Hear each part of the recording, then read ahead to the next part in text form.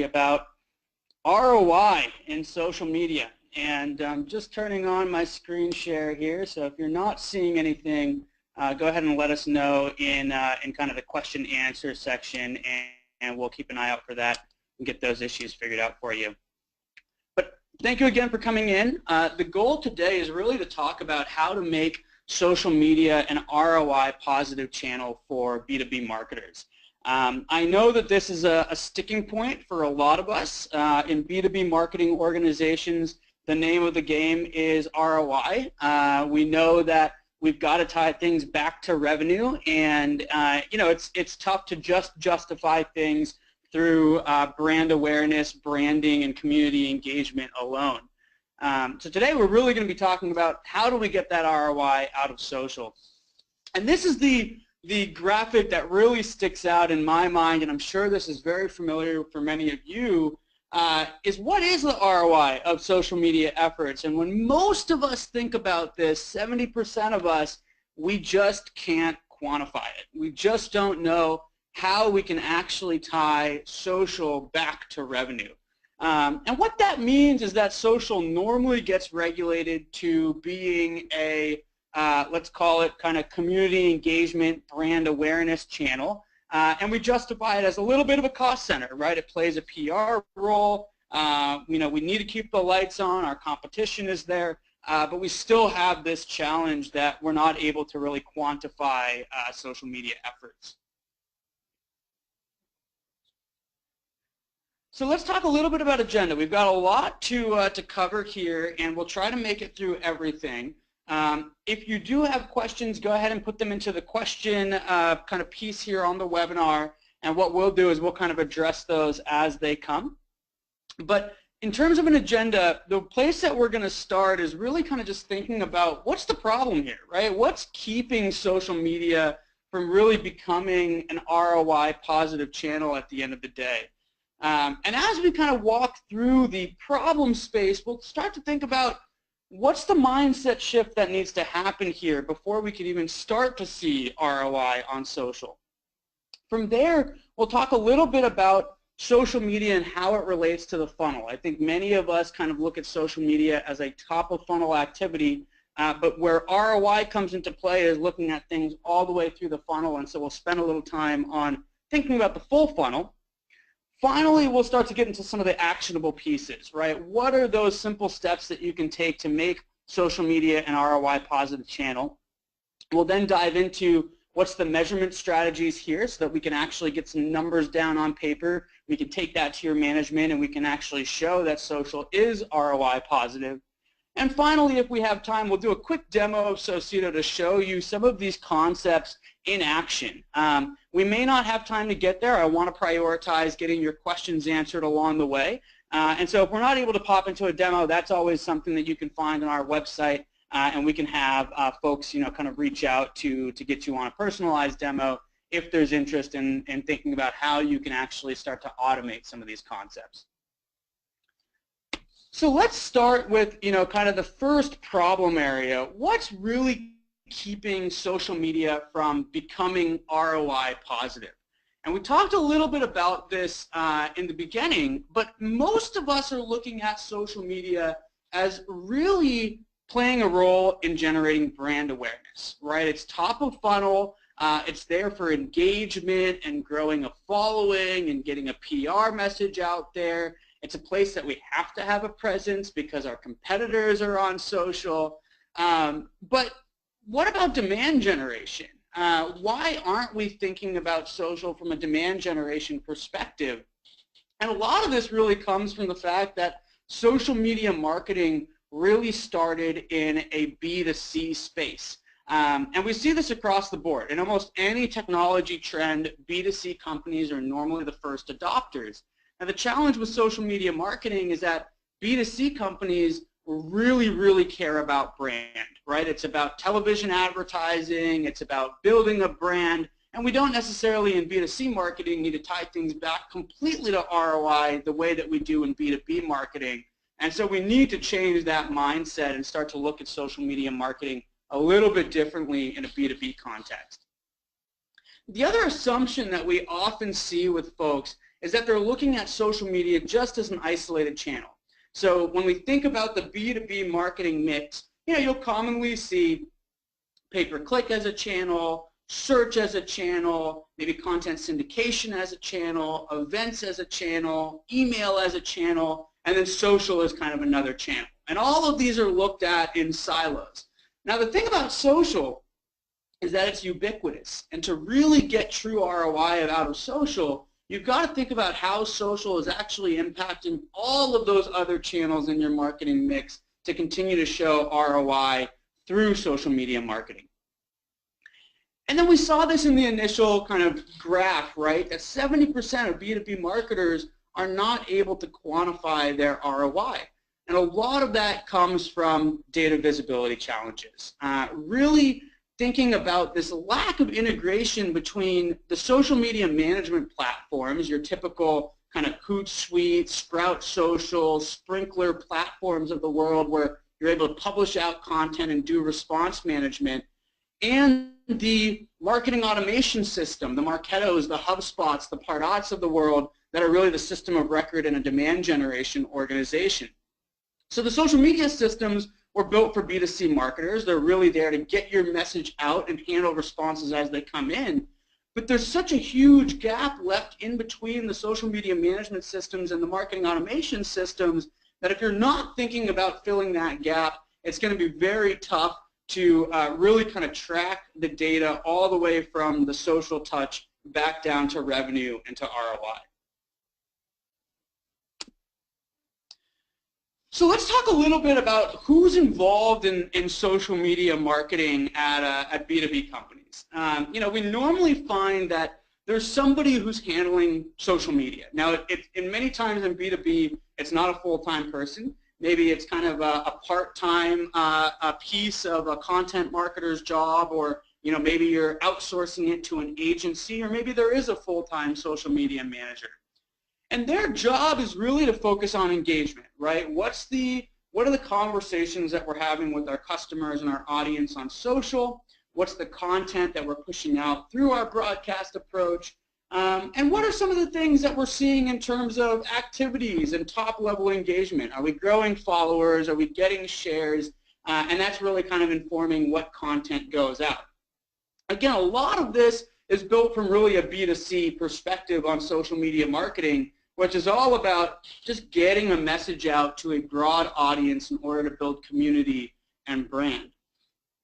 But on the other side of the house, you've got your demand generation marketer, who's really focused on lead generation and a very, very targeted approach, right? As we think about where demand generation is going with account-based marketing and really, really honing in on a target audience, it's about going after 5,000, 10,000 companies or people out there that are in your target audience and only talking to those people and bringing them through the funnel in a very heavily targeted approach. And it looks at outcomes, right? It looks at conversions like how many new leads are we getting, how many leads are turning into MQLs, SQLs, opportunities, revenue. It thinks about a buyer in the context of a buyer's journey and different funnel stages. And there's a lot of incongruency between these two parties in the organization, whereas you have the social pro thinking a little bit more from a PR, communications, broadcast perspective, and you've got a demand generation manager really focusing on lead gen, targeted, one-to-one nurtures and moving people through a buying cycle. And that's part of the problem, right? I mean, we really need to get these two roles talking if we're going to turn social media into an ROI positive channel at the end of the day. So we've talked a little bit about the problem space. Now let's talk about what happens if we start to switch that mindset, right? We've recognized that, hey, we might be taking a mindset to social that was really born out of B2C marketing, and as a B2B marketer, we've got to change that mindset and think about social a little bit more like what we would traditionally think of as demand generation. So what does that look like? Well, it all starts with the audience, right? When you think about demand generation, you're speaking to somebody very, very specific. You've got a definition of who's a qualified lead. You might even know all of the companies where those contacts already exist. You know their job titles. You know what they're thinking about, what events they're going to, what they're reading. And frankly, as B2B marketers, we just don't really care about the people who don't fit into that definition, right? It's about really going after the folks that are going to have a high lifetime value, are going to turn into deals at the end of the day. And the difference, again, between B2B marketing and B2C marketing is that if somebody doesn't fit that definition in B2B marketing, we don't want to pass them to sales, right? We don't want our sales team spending a bunch of time on people who aren't in our ideal target audience.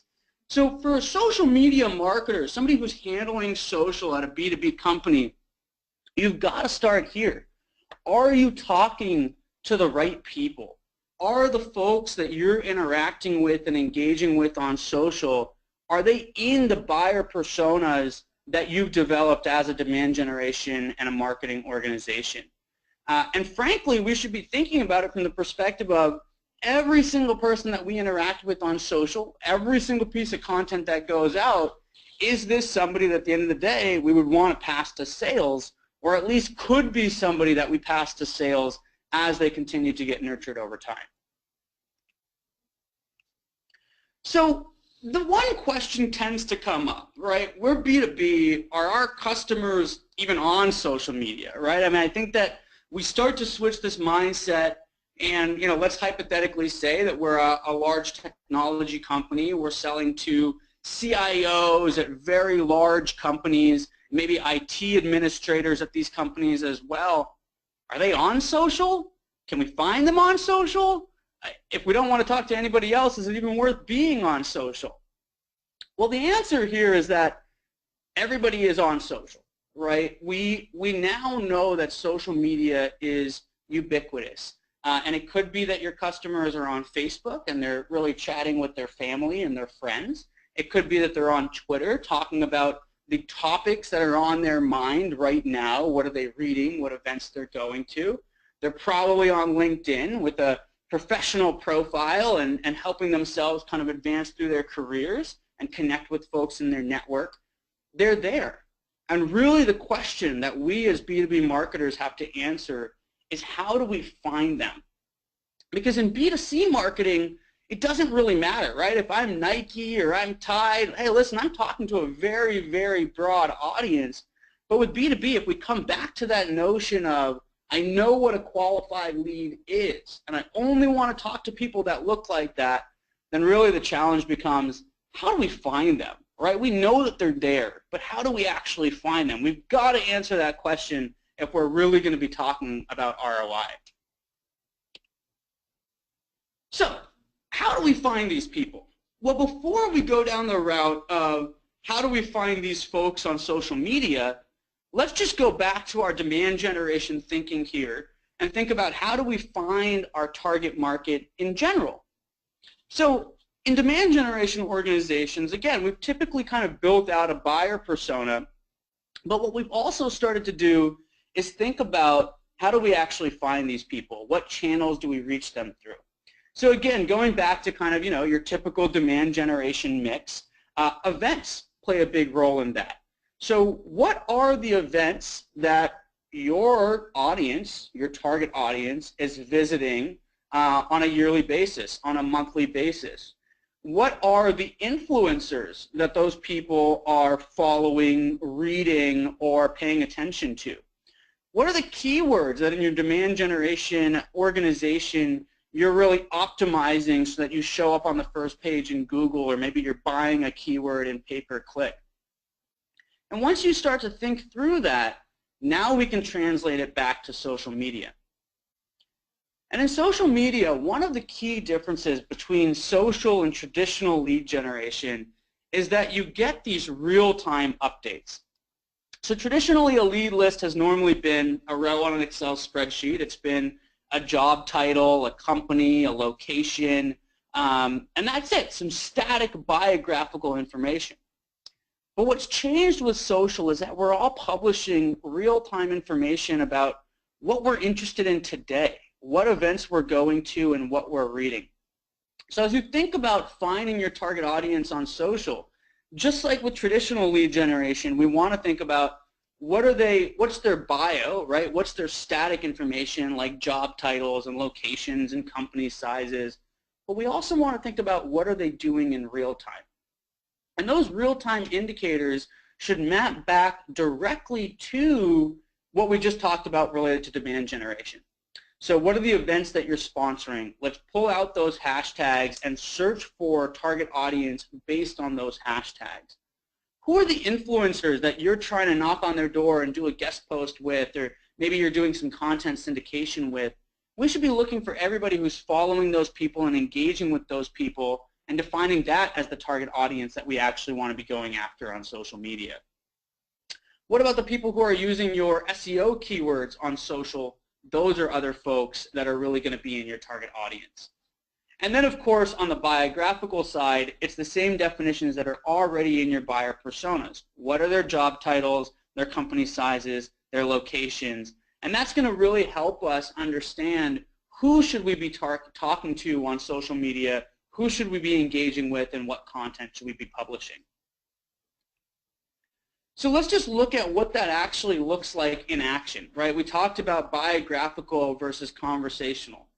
You can see on my profile here, and on almost every social network, this in particular is Twitter, but almost every social network kind of has this pattern built in, right? On the left side here, you're seeing my static biographical information. Who am I? What's my job title, my interests, my location, my community that I'm following? And on the right side is the conversational piece, the real-time information. What am I interested in? Lead generation, automation, what events am I going to? What am I reading? So start to split out and think about what your social media buyer persona is in relation to these kind of two aspects, biographical and conversational. So now that you've started to think about that, let's actually find your audience on social networks. And the first step is to start searching these things. So here's an example of some conversational keywords that we might be looking at to find folks who are in advertising, marketing, or in the startup community. For example, people who follow or engage with Techstars or Startup Pros or Startup America, those are obviously folks who might be in a startup community. People who go to South by Southwest who use this hashtag are probably in the startup community. Maybe people who are using the keyword fundraising or investors, those would be folks in the startup community. And so what I'm now going to do as somebody who's focused on social media marketing and a B2B company is I'm going to set up searches and on a daily or weekly basis go and look for the people who are actually using these keywords in their tweets, in their LinkedIn posts, in their Facebook posts, or maybe even on Instagram, to find the people that are actually in my target audience and who might be starting to enter into a sales cycle, right? They're interested in startups. If I'm providing a service to people who are just starting out or start trying to create a company, then I'm starting to find people who are entering my buying cycle and folks who I want to have a conversation with. So now that we've started to find these folks, what's the next step, right? Coming back to demand generation, the first step is to build out that audience. We just talked about how to do that on social. The next step is to nurture that audience.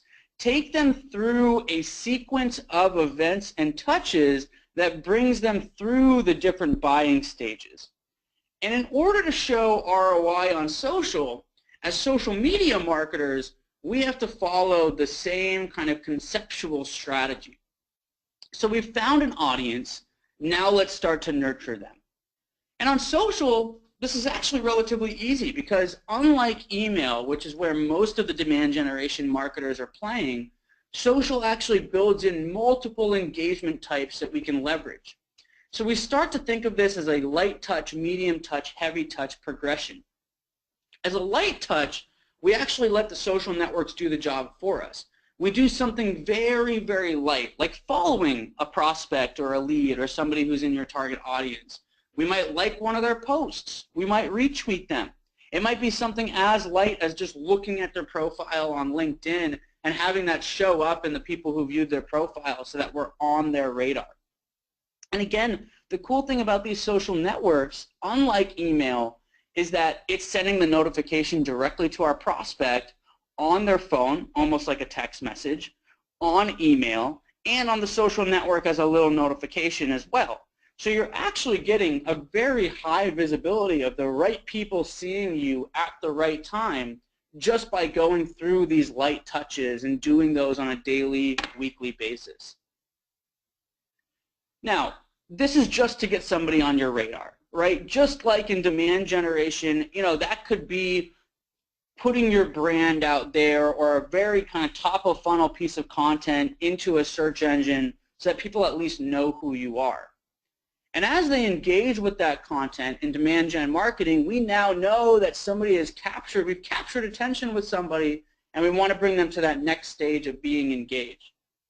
And the same concept happens on social networks, where after that light touch, if somebody engages back with you, so let's say we follow them and then maybe they follow us or they retweet one of our posts, now we know that they're engaged, and we're going to take the next step as a medium touch, which is where we might direct message them. We might comment on one of their posts. We might tweet directly at them. And what this does is it starts to now open up a conversation line that gets this prospect to the next stage in the buyer's journey. Now remember, going back to demand generation marketing, we're still playing at the top of the funnel here, right? We're not going to tell somebody, hey, come get a demo with us right off the bat. But what we do know is that we discovered this prospect because they showed some sort of interest or need. We engaged with them in a light touch. They engaged back, which shows that they're actually interested in us. And now what we can do is provide them a piece of content that might be of value. So think about what are those gated pieces of content that are kind of at the top of your funnel. Maybe a report, a magic quadrant, a webinar, something like this, where we're just bringing people in and we're bringing them knowledge about the problem space that they have to then capture their identity and then nurture them until they're ready for sales. And that's where the heavy touch comes in, right? Once somebody has gotten very engaged and they've gotten value out of your content, and you've seen that they have a real need or a real want to talk to you, that's where you pass it off to sales, and you have sales reach out for a phone call or an email conversation to actually create a real qualified opportunity out of this prospect that was found on social. So you're starting to see here, by a little bit of a mindset shift, going from this kind of broadcast brand marketing on social to something that looks a little bit more like demand generation, going after a very specific target audience and nurturing them through this process, we're now starting to get closer to ROI, right? Because you're starting to follow this pathway from a contact that didn't even know about you but showed some need to a contact who was engaged to a contact that was actually passed over to sales and that you might be able to track all the way to revenue. So that's the key, is that we've got to follow up with these prospects. If we're going to show revenue at the end of the day and show real ROI, that social conversation, that prospect who fit your qualified buyer persona and who showed interest in you, it has to get passed off to sales in order for you to make that connection back to ROI and get ourselves out of that 70% group that said that they can't quantify ROI from social media. So this is where we've got to connect the two investments. Remember, we talked about that gap between the demand generation system of record and the marketing automation and CRM systems and the social media management systems. So we need to bridge those gaps. And in some cases, this could be as easy as the social media person just sending an email to the appropriate sales rep when they actually have found somebody who showed interest. But really, we want to put a little bit more structure behind this. And that's where it becomes about connecting your social presence with the CRM or the marketing automation system. And so when that person on social actually shows interest, it should go into the marketing automation or CRM system so you actually can follow up with that lead. Again, this can happen manually or it can happen automatically as you start to think about connecting up your two systems. The point here is that this has to happen if you're really going to track ROI from a social perspective.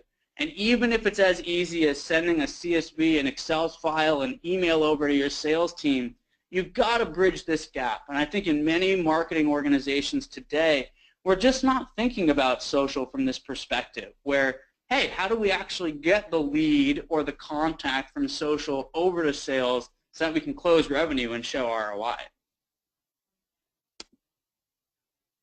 So how do you follow up with leads? Well, traditionally, this is lead nurturing, right? You've got these folks who are coming into your marketing automation system. They've maybe signed up for a webinar, filled out some form, and now we're going to send them a series of emails that continues to nurture them before they're ready for sales. In some cases, people might be ready for sales right off the bat. We fast track them, we send them over to the sales team, and hopefully they close a bunch of revenue very quickly. But in many cases, some of these leads need a little bit of nurturing before they actually get passed over to sales. Now the problem is that your demand generation manager is probably mostly using email for nurturing. And the challenge is that open rates are declining on email, the channel is getting more and more cluttered, click-through rates are going down. And so when we think about social, this now becomes another channel for lead nurturing. Where we talked about that progression of light touch, medium touch. Now that they're following you, you're tweeting out to them, they're seeing your content. But you also can actually start to get more email engagement from leveraging some of the cues that have happened on social. So, for example, if your audience member tweets about an industry influencer that you have just done a joint webinar with, that's the email that they should get. And because they tweeted about that influencer, their likelihood of opening that email or clicking on that email is going to be much higher. So you want to take a note of that. You want to switch their nurture campaign based on the social insight. And this is coming back to that whole notion that social can't just be a siloed channel. It's got to work with email. It's got to work with search. It's got to work with your event strategy to really get ROI at the end of the day. Another great example here, let's say that somebody is tweeting about an event, a conference, using that conference hashtag that you're going to have a presence at, that you're sponsoring. Well, can you capture those individuals and send them to your team that's down at that event so that they can get more meetings at your booth and can collect more leads? Absolutely. In many cases, that's going to work better than just having an email strategy before that event.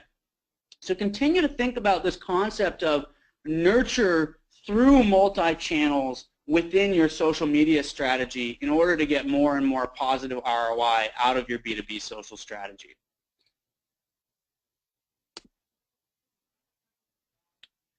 So we've talked a little bit about nurture. But the other big piece when we think about demand gen, again, going back to that mindset shift from just thinking about social as kind of a broadcast or brand building channel to actually thinking about it as a demand generation channel, well, the other big portion of demand generation is this idea of lead scoring. And what lead scoring does is it really helps marketers understand who's most qualified and almost ready to be passed off to sales based on their activity. The challenge is most lead scoring happens just off of the activities that a lead is taking with your website or your emails. So you're not actually getting any signals at the top of the buyer's journey where somebody might be researching competitors or researching the space as a whole without even knowing about you yet. But this is the great advantage of social, is that even before somebody knows who you are, you actually know who they are, what they're thinking about, what they're talking about, who they're engaging with. And you want to think about how do you bring social into your lead scoring, into your identification of who are the most qualified leads. So as a social media manager, if somebody is retweeting you, that's an endorsement of your content. That should get scored maybe the same as downloading or registering for a webinar. Somebody who follows you is a proactive step to subscribe to your content. Maybe that's the same score as somebody who signs up for your email newsletter or subscribes to your blog. people who follow an influencer in your space. Those are people who are just starting the journey to investigate the problem area that you might be able to help them with. Shouldn't that be scored maybe the same as somebody who went to an event or somebody who opened up an email? But this is one place that I think is a blind spot for many B2B social media marketers, because you're getting all of this data, you're just not tying it back to the actual funnel and where people are in their journey before they're becoming customers. And if you can put that extra touch on them, or if you can add that extra piece of data into the CRM that helps that lead become an opportunity or become closed revenue, social is now having a seat at the table in terms of ROI, in terms of really moving people through to higher conversion rates and more revenue at the end of the day. And now we're kind of getting into the bottom of the funnel, right? One aspect of demand generation that you'll find is that people just go cold, right? Your sales team tried to reach out to them. They were really great leads. They just didn't engage for whatever reason. Or maybe your sales team was working a deal with somebody. That deal kind of went to closed lost because the timing wasn't right, or maybe the person didn't have budget. And so how can you use social to actually re-engage with these folks? You're now really playing at the bottom of the funnel. Remember, social can't just be thought of as a top of funnel activity. And the further down the funnel that you go, the closer you are to actually impacting ROI. And so if you can take those folks who have gone cold, who haven't visited your website, who haven't opened an email, and start to proactively nurture them on social, where you're going to have a higher likelihood of engaging with them, where you can add more context to the conversation, you're now really, really close to ROI, because you're actually engaging with people that your sales team has said are a priority, but they've gone cold and they have no other way to reach them. Now you're really getting a seat at the table to help in the sales process and help close revenue.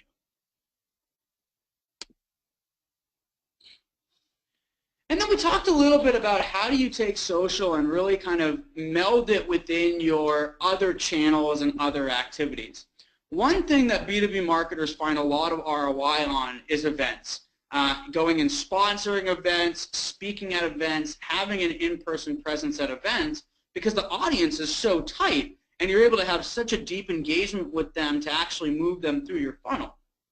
So how, as a social media marketer, can you impact that and get even more revenue out of the event stream? Well, we talked about it. If people are tweeting about that event, let's make sure that you're setting up meetings with the folks on the ground who are at that event. If somebody is in the session where somebody from your company is speaking about a topic and they're tweeting about it or they're mentioning it on social media, shouldn't that person get sent to sales? Shouldn't you capture that information and pass them into your CRM so that a salesperson can actually go and reach out to them? Maybe the person on the ground didn't have a chance to collect a business card, but that person just sat through an hour-long session learning all about your company and the problem space that you're able to provide a solution in. That's somebody that your sales team should really, really be talking to at the end of the day. You know, we've seen great success with our clients on just this front alone. Dynamic Signal is a company who's a client of ours, and they do a lot of event marketing. They send their folks around through a thought leadership strategy to go and present at different events in their locations. And just by taking on this strategy, where they're looking for the same people who are in those events, tweeting those hashtags, and then passing those contacts to sales, they are doubling the amount of opportunities that they're creating from their event strategy. Now that is some true ROI. I mean, if you think about, on average, as a B2B marketer, maybe we're spending 10, 20, 30, 50K on each event, and you're able to double the amount of opportunities coming out of that event, well, that is some true ROI that you can put on a slide and send up to your CMO, to your CEO, to your VP of marketing, because you're really impacting revenue there. You're taking a $50,000 spend and you're doubling the outcome just through social. So again, think about how you can take social and juice more ROI out of the other activities and channels where there is a proven ROI calculation, because that's going to allow you to measure and really show the impact that social is making on your demand generation cycle and on the ROI that your organization is tracking at the end of the day.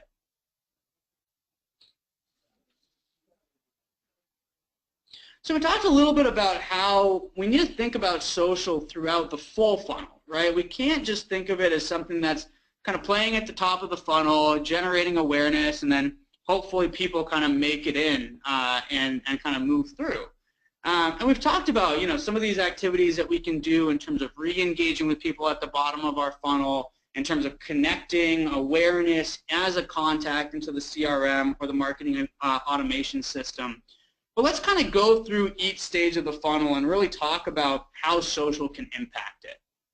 So at the very top of the funnel is kind of a known contact, right? Somebody who we can put into the CRM or the marketing automation system. They're probably not ready to go to sales just yet, but what we can do from social is find the folks through that targeting and using that real-time behavior to actually put the right contacts into our system at the end of the day. So this is where we've got to connect social with CRM or marketing automation so that the social team can get credit for that, because we are the people who found those contacts at the end of the day and got them into the funnel in the first place.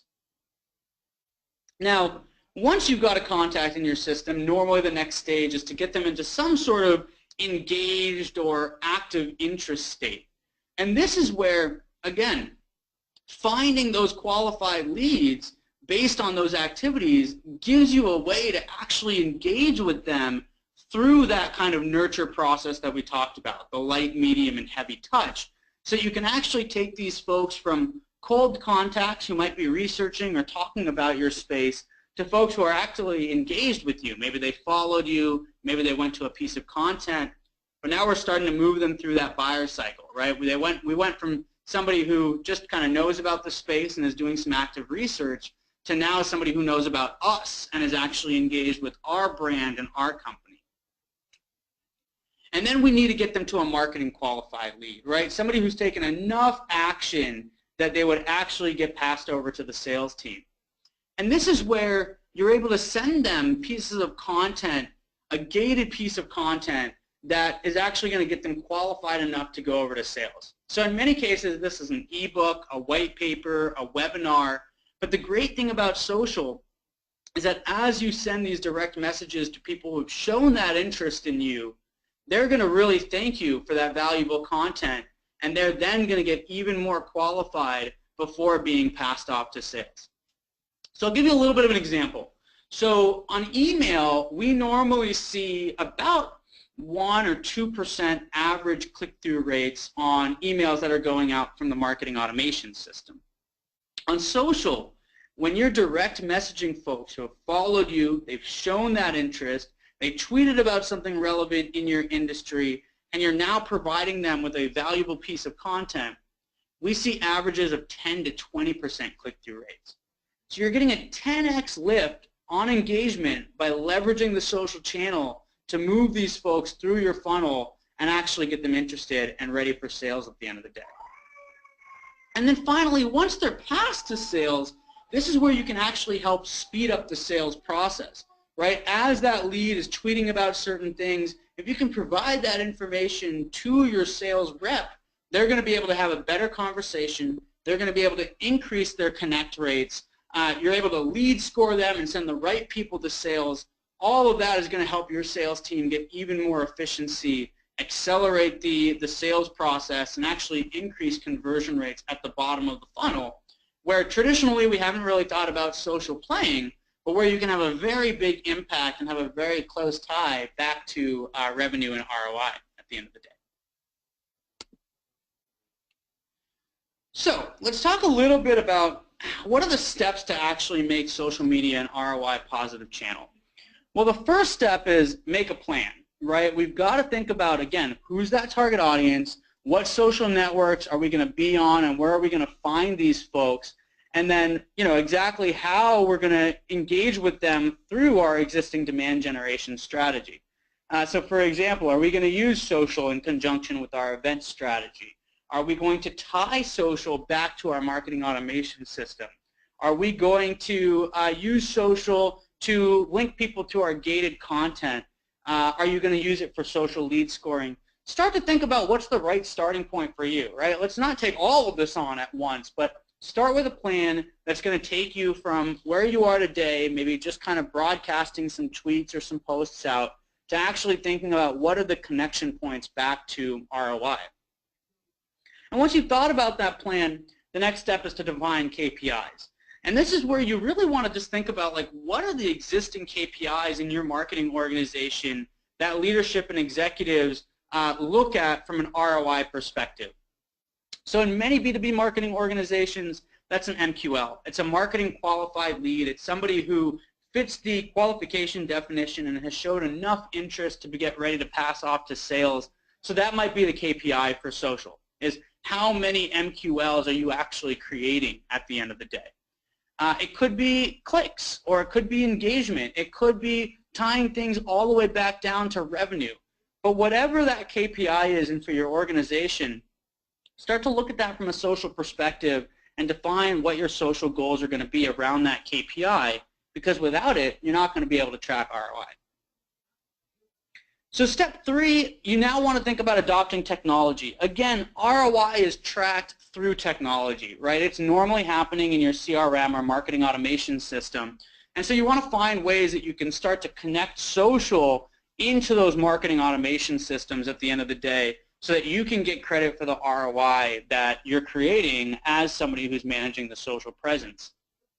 And then finally, we need to pull out those reports. We've got to actually measure ROI, and we'll talk about some of the ways that you can do that when it comes to B2B social media marketing.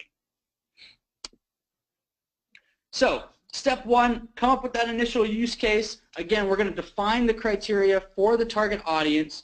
We need to think about what that nurture stream is going to look like on social. What is that end piece of content that you want to drive prospects to that's gated, that allows you to capture the contact, and that will help people get over that MQL or kind of qualified lead line. What is it that you want these prospects to do, right? At what point are they ready for sales, and what's your strategy going to be in following up with these leads?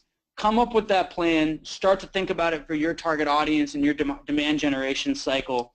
And frankly, this should be a conversation with the 2 personas that we talked about at the beginning of this presentation. Really, the demand generation folks and the social folks need to come together to define this strategy, because ROI comes from that partnership between demand generation and social media. So step 2, what are the key metrics that we want to look at? Again, in partnership with demand generation, let's figure out what are the key KPIs that are being looked at from an ROI perspective. So is it purely the number of new leads coming from social, the new contacts that you're putting into the marketing database? Is it the number of qualified marketing leads, MQLs that are coming over? Is it tying social back to funnel velocity, decreased sales cycles, maybe increased conversion rates? Is it tied back to actual revenue? That could be a multi-touch attribution model that you're running. It could be a simple any touch, first touch, last touch model that you're using. It could be correlating social back to deal sizes and average selling prices. Or you can start to use a comparative model where you look at what are the costs that other channels are bringing in terms of leads, and then look at those costs per leads for socially engaged leads versus other leads, and kind of come up with an ROI calculation from that perspective. But start here. This really should be kind of an understanding of just what your organization is doing from a KPI perspective to track ROI all up, and this will be a great starting point to start to think about how do those KPIs translate back to social. It can't just be retweets, shares, follows. We've got to think about how those true kind of top level social KPIs actually translate back to the ROI KPIs that the business is tracking all up.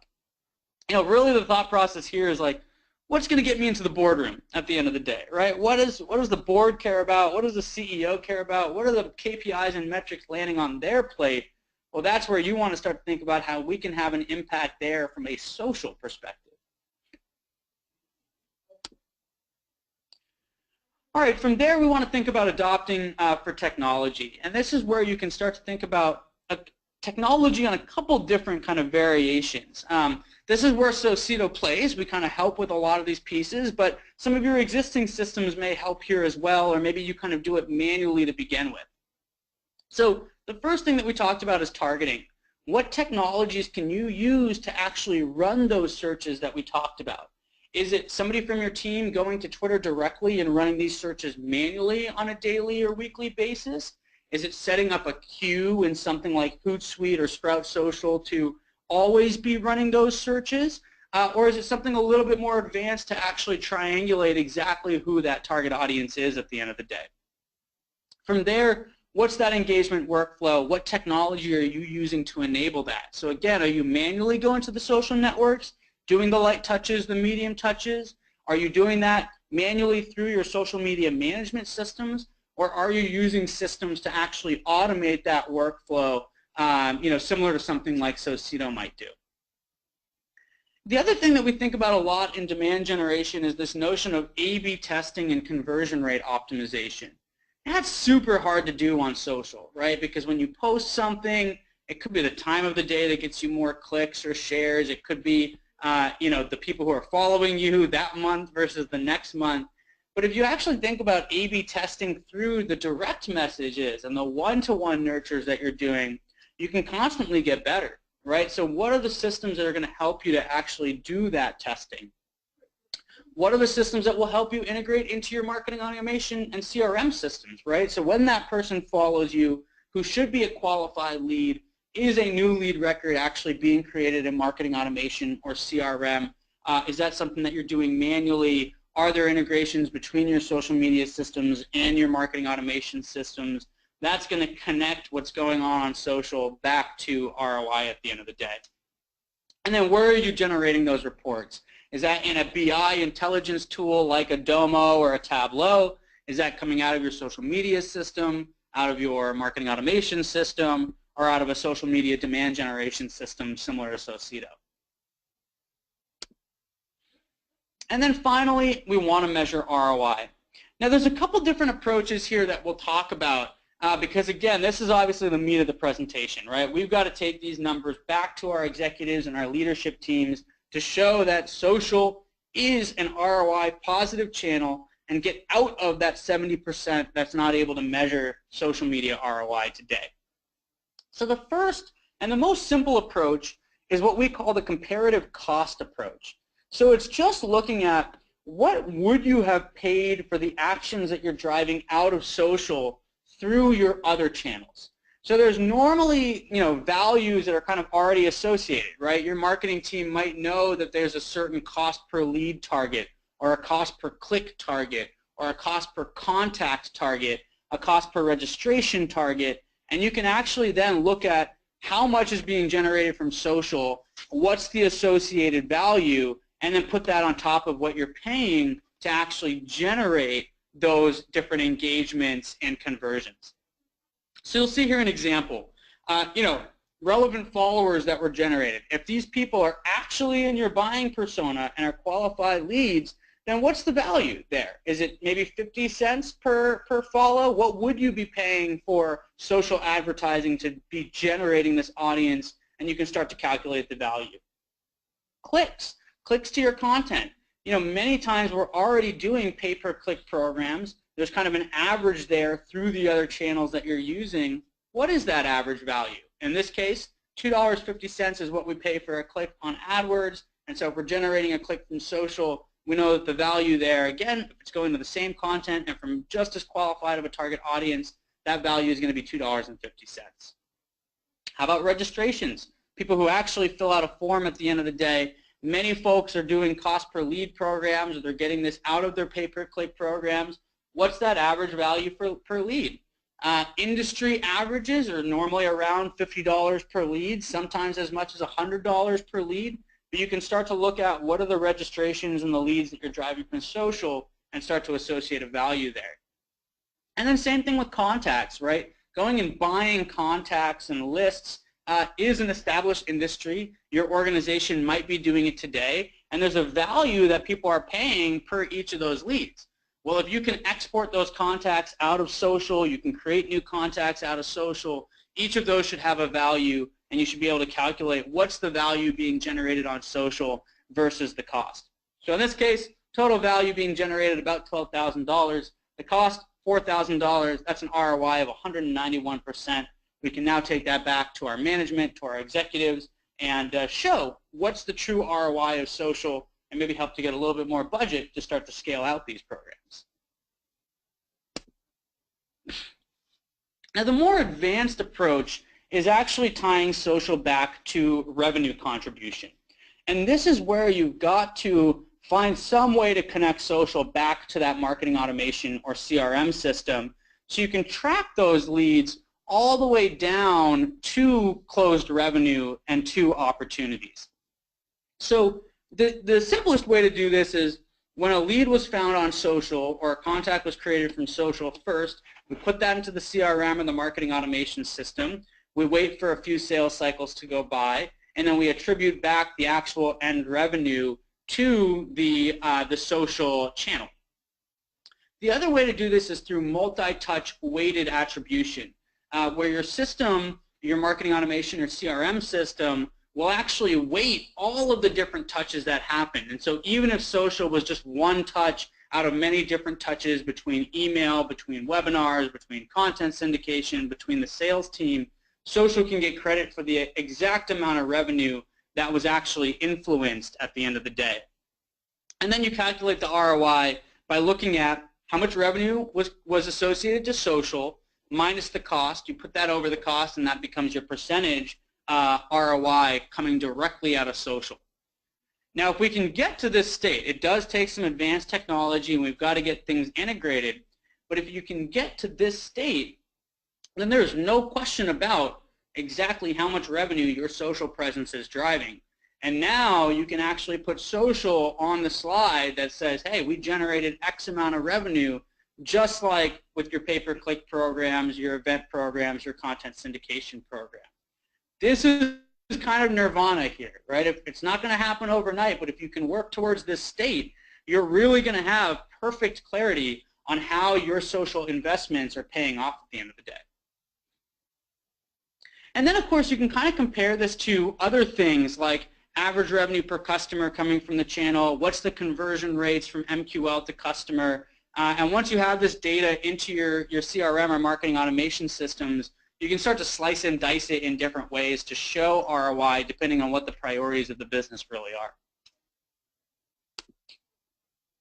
Now I'll take a pause here and jump into a quick demo of Socito so you can see some of these concepts in action. I know that we only have about 5 minutes left here, so I do want to get to questions. As your questions kind of come in, you think about them, please put them into the webinar control panel, and we'll get to them as quickly as possible here. I'll spend just a couple minutes in the demo, but as questions come in, I will address them. So now is the time to get your questions answered. Go ahead and put them in right there into the webinar control panel. Obviously, it's a hot topic. I'm happy to discuss things that are specific to your business, maybe your technologies or the way that your demand generation system is set up. So let's look at a little bit of some of these concepts in action.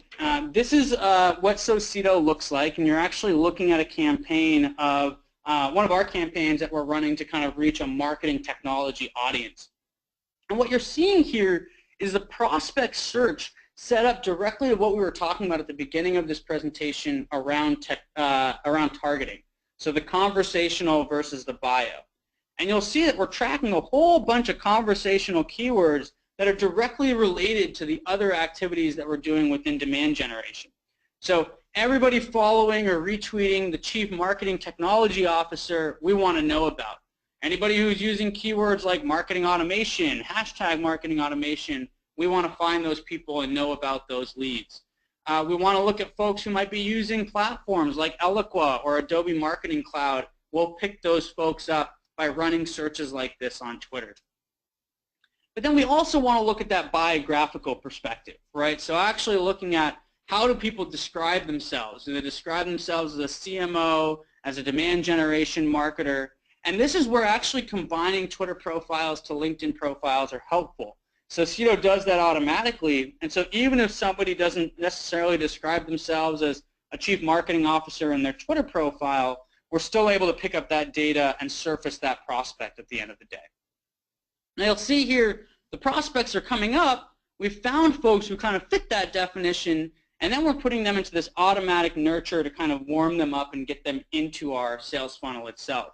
So you'll see here we kind of follow them initially. That's that light touch. We can add them to a Twitter list, another light touch. We can like their tweet, another light touch. We've now gotten on their radar. When they engage back with us, we take it to a medium touch, and that's where we actually send them a templatized direct message that uses their first name, is very personalized, and sends them to that top of funnel piece of content where somebody can register and then actually cross over to that MQL state. You'll see we enable direct message A/B testing here to help with that conversion rate optimization as you continue to run these campaigns. So with just a few minutes left here, we'll pop into the reports and kind of see how some of this gets tied back down to ROI. So you'll see in a month here, we were able to generate 1,700 people, real true leads who fit that target audience, to follow us, engage with us, and show their interest in us. Of those, 75 people clicked on that link to go directly to our landing page where they can sign up for a piece of content. You'll see here at an 11% click-through rate, right? So compare that to what you guys are getting on email, and you're probably able to get a lot more leverage out of these social channels because folks are so engaged and because you're sending them very personalized and contextual information. And the great thing here is that you can simply set up a tracking pixel and actually track how many of these contacts registered at the end of the day as an MQL. And this is where you can come back to that comparative analysis to say, hey, a goal conversion for us is worth $50, maybe $100. All right, here's the amount of value that we generated over the last month or so. Now going further than that, again, we want to capture every single person who showed interest and put them into our marketing automation system. You'll see Socito is doing that automatically for us. All these contacts are getting synced into Marketo, and then we're putting them onto these email nurture programs. And so, you know, we got our 75 clicks directly here on social, but we drove another 772 clicks through the email nurtures. We're getting even more website visits, form fills by nurturing them through Marketo. And then you're seeing how many of them are actually getting passed to sales and converted into opportunities. So again, here's where that real bottom of the funnel tracking starts to come in, because this is stuff that's getting directly passed to sales and that you're going to be able to attribute revenue on top of. And then you'll see here kind of results from an A/B test, so you can constantly optimize the content that you're sending, the messaging that you're sending, as well as the keywords that you're using to continue to define and refine that bio, persona, and targeting that you might be going after.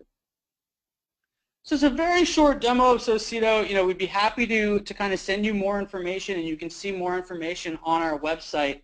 But this really kind of encapsulates how you should be thinking about social media to really get down to ROI at the end of the day and take social from what's in many B2B organizations kind of a cost center. It's justified by, you know, broadcast communications, engagement, brand building, to something that really is a profit center, shows ROI, and impacts that demand generation cycle at the end of the day. Take these steps slow. It's simply a mindset shift can really help here to start generating that ROI. And take some of these steps, right? Some of these things you can try tomorrow just by going and searching some of those keywords, engaging with some prospects with a light nurture flow, and then really kind of bringing those folks back into your marketing automation platforms. Lastly here, it looks like a quick question came up around costs of Socito. We do charge based on volumes and based on your custom needs. So depending on whether or not you have a marketing automation platform and you want an integration turned on, we'll have different packages for you. Depending on how many email addresses you need, how many prospects you're looking for on a daily basis, we'll have many different packages for you. So feel free to head to our website. There's a pricing page there where you can learn a little bit more about how we price, but everything is customized. And so, you know, go ahead and shoot a request for pricing in that page, and we'll have one of our sales reps contact you to learn a little bit about your exact custom needs, how you judge ROI, and then we'll build out the right package for you so that you can really see ROI in a matter of 3 to 6 months. That's normally kind of our target timeline that we like to see with our clients, so that we can show real ROI based on the cost of the license in a matter of 3 to 6 months, and that's really why we customize these packages for you. All right, I know we're a minute over, so thank you everybody for attending today. This is a topic that's really close to home for us, and we just find that so much of the social media marketing materials out there are really geared towards more B2C marketers, and so this is something that we love to inform you about. If you have further questions, please do reach out to us. Always happy to educate on how to take social from a cost center in a B2B context to ROI positive. Thank you so much. Have a great rest of your day, and looking forward to having more conversations with you in the future.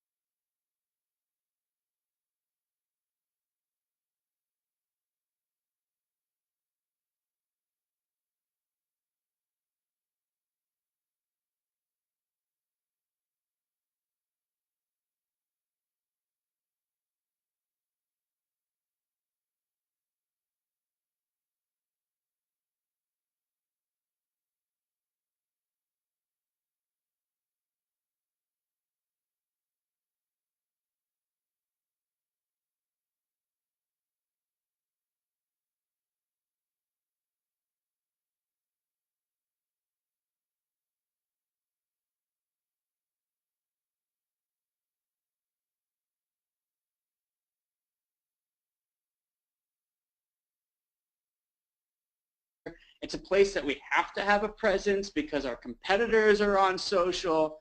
But what about demand generation? Why aren't we thinking about social from a demand generation perspective?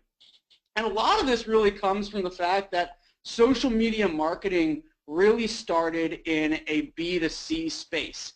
And we see this across the board. In almost any technology trend, B2C companies are normally the first adopters. And the challenge with social media marketing is that B2C companies really, really care about brand, right? It's about television advertising, it's about building a brand, and we don't necessarily in B2C marketing need to tie things back completely to ROI the way that we do in B2B marketing. And so we need to change that mindset and start to look at social media marketing a little bit differently in a B2B context. The other assumption that we often see with folks is that they're looking at social media just as an isolated channel. So when we think about the B2B marketing mix, you'll commonly see pay-per-click as a channel, search as a channel, maybe content syndication as a channel, events as a channel, email as a channel, and then social is kind of another channel. And all of these are looked at in silos. Now the thing about social, that things all the way through the funnel, and so we'll spend a little time on thinking about the full funnel. Finally, we'll start to get into some of the actionable pieces, right? What are those simple steps that you can take to make social media an ROI positive channel? We'll then dive into what's the measurement strategies here so that we can actually get some numbers down on paper. We can take that to your management and we can actually show that social is ROI positive. And finally, if we have time, we'll do a quick demo of Socito to show you some of these concepts in action. We may not have time to get there. I want to prioritize getting your questions answered along the way. And so if we're not able to pop into a demo, that's always something that you can find on our website, and we can have folks kind of reach out to get you on a personalized demo if there's interest in thinking about how you can actually start to automate some of these concepts. So let's start with kind of the first problem area. What's really keeping social media from becoming ROI positive?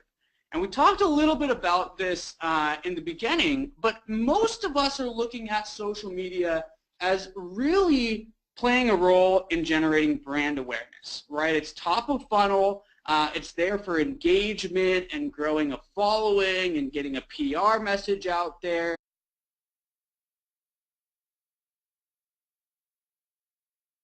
About ROI in social media, and I'm just turning on my screen share here, so if you're not seeing anything, go ahead and let us know in kind of the question answer section, and we'll keep an eye out for that and get those issues figured out for you.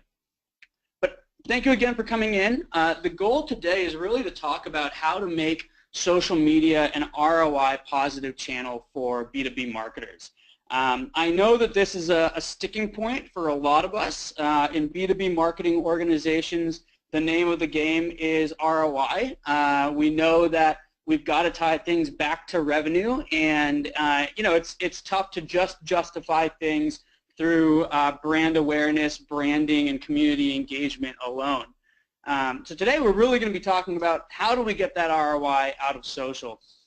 And this is the graphic that really sticks out in my mind, and I'm sure this is very familiar for many of you, is what is the ROI of social media efforts? And when most of us think about this, 70% of us, we just can't quantify it. We just don't know how we can actually tie social back to revenue.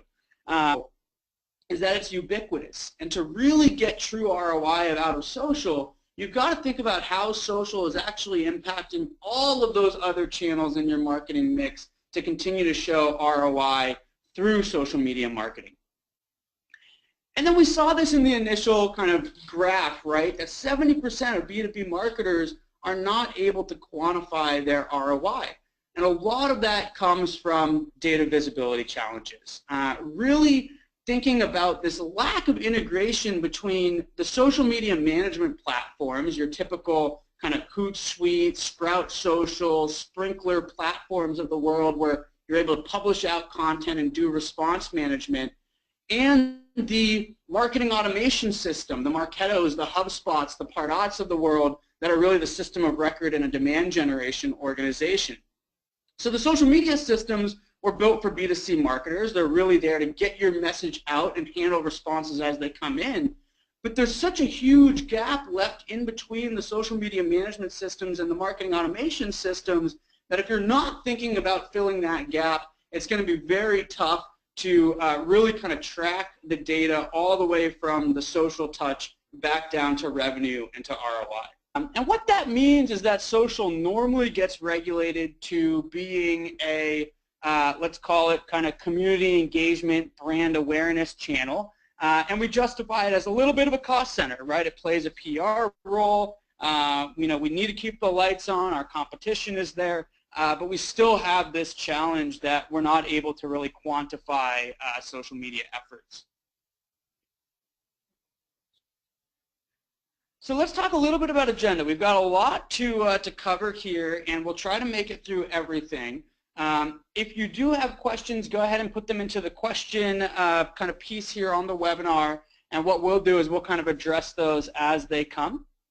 But in terms of an agenda, the place that we're going to start is really kind of just thinking about what's the problem here, right? What's keeping social media from really becoming an ROI positive channel at the end of the day?